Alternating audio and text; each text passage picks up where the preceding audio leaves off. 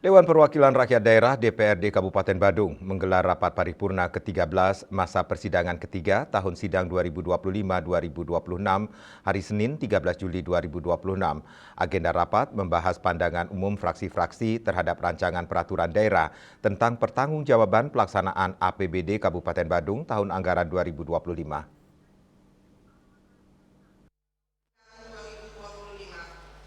Dewan Perwakilan Rakyat Daerah Kabupaten Badung menggelar rapat paripurna ke-13 masa persidangan ketiga tahun sidang 2025-2026 di ruang sidang utama Gosana DPRD Badung.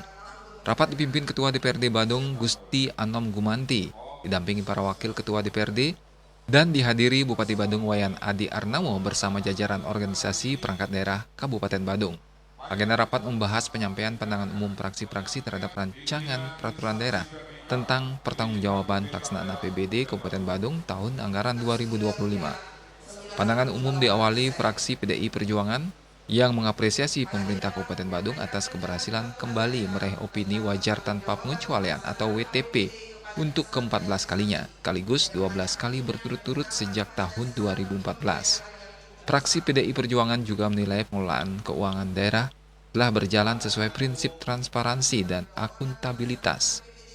Namun fraksi meminta penyusunan APBD ke depan lebih realistis dan berhati-hati, mengingat masih terdapat sisa lebih perhitungan anggaran atau silfa tahun 2025 sebesar lebih dari 1,19 triliun. Sementara itu fraksi Partai Golkar menyatakan dapat menerima rancangan perda tersebut untuk ditetapkan jadi peraturan daerah dengan sejumlah catatan. Catatan tersebut diantaranya mendorong diversifikasi sumber pendapatan asli daerah agar tidak terlalu bergantung pada sektor pariwisata dan minta percepatan realisasi belanja modal yang dinilai masih belum optimal.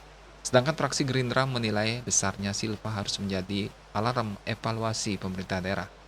Fraksi juga mendorong percepatan penyelesaian berbagai persoalan pelayanan publik, mulai dari sampah, kemacetan, banjir, jaringan, utilitas, kriminalitas, hingga penertiban transportasi liar di kawasan destinasi wisata Badung.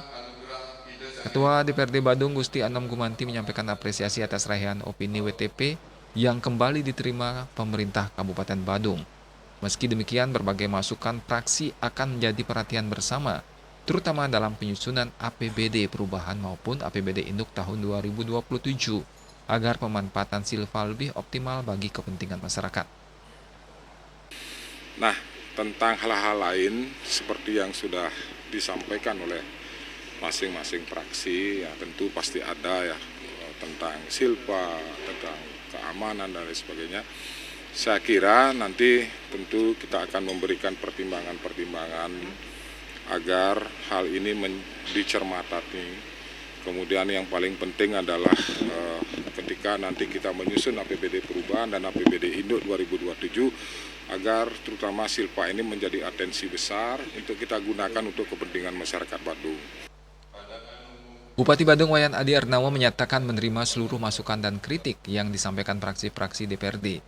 Menurutnya, berbagai catatan tersebut akan menjadi bahan evaluasi pemerintah daerah, khususnya dalam penanganan persoalan strategis seperti kemacetan, sampah, banjir, kriminalitas, hingga penataan transportasi di kawasan pariwisata.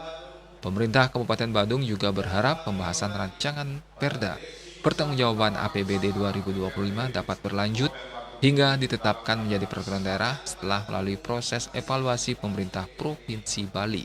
Secara prinsip saya mendengar dari beberapa pandangan umum dari fraksi.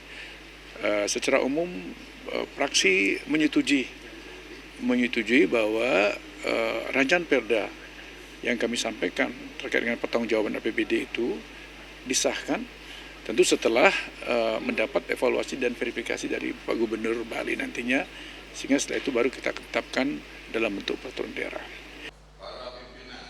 Winata dan Angkat Wirawan, Bali TV.